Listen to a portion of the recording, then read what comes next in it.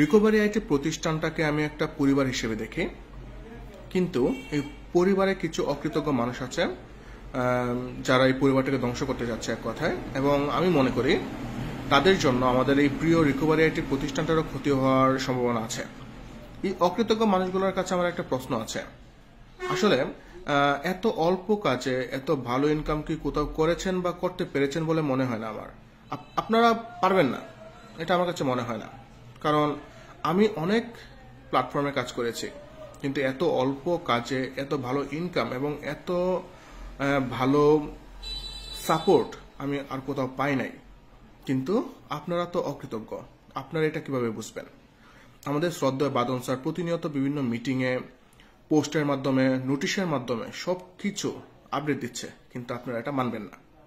জানি না আসলে এটা কেন করেন, হয়তো বা আপনাদের নিয়ম মানার থেকে আপনাদের নিজের অ্যাটিটিউডটা বেশি বড়। যাই হোক, আপনাদের জন্য কিন্তু যারা নতুন আছে তারা কিন্তু এসে এখানে যখন দেখবে যে নেগেটিভ কিছু, তারা একটা দ্বিধাদ্বন্দ্বে পড়ে যাবে, আসলে আমি কি রিকভারি আইডিতে যুক্ত হব নাকি হব না। আপনাদের কাছে একটাই অনুরোধ থাকবে, দয়া করে আপনারা আর এরকম কইরেন না। এইগুলা যেরকম আপনারও ক্ষতি হচ্ছে, আমাদের এই পরিবারটারও ক্ষতি হচ্ছে এবং নতুনদেরও আগ্রহ কমে যাচ্ছে।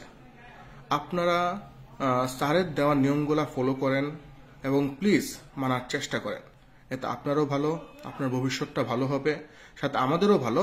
স্যারদের বিষয়ে আসলে কিছু বলার নাই, এত সমস্যার পরেও স্যাররা আমাদের প্রতিনিয়ত সাপোর্ট করেই যাচ্ছে। এই জন্য স্যারদের প্রতি অনেক অনেক ধন্যবাদ থাকবে এবং ক্ষমাও চাচ্ছি আমরা যে আমাদের এই পরিবারের কিছু অকৃতজ্ঞ মানুষগুলোর জন্য আপনি অনেক কষ্টে আছেন, অনেক মন খারাপ করেছেন। প্লিজ আমাদের সবাইকে ক্ষমা করে দিবেন। সামনে এরকম যেন কোনো কিছু না হয়, আমরা সেটা নজরে রাখবো এবং চেষ্টা করব সব সময় যাতে আমাদের এই প্রতিষ্ঠানটা সম্মানের সাথে সবার সামনে ফুটে ওঠে। আর নতুনদের এটাই বলবো যে আপনারা গুটি কয়েকজন মানুষের নেগেটিভ ধারণার জন্য আমাদের প্রাণ প্রিয় প্রতিষ্ঠানটাকে কখনো নেগেটিভ হিসেবে দেখবেন না। আসেন, সবকিছু বিবেচনা করেন, তারপর আমাদের এই পরিবারে যুক্ত হন। দেখবেন ভবিষ্যতে আপনি ভালো কিছু করতে পারছেন এবং পারবেন ইনশাআল্লাহ। কারণ আমাদের স্যারদের যে সাপোর্টটা আছে এটা অন্য কোথাও পাবেন না, এটা আমি গ্যারান্টি সহকারে বলতে পারি। আবারও স্যারদের কাছে ক্ষমা চাচ্ছি, আমাদের মাফ করবেন।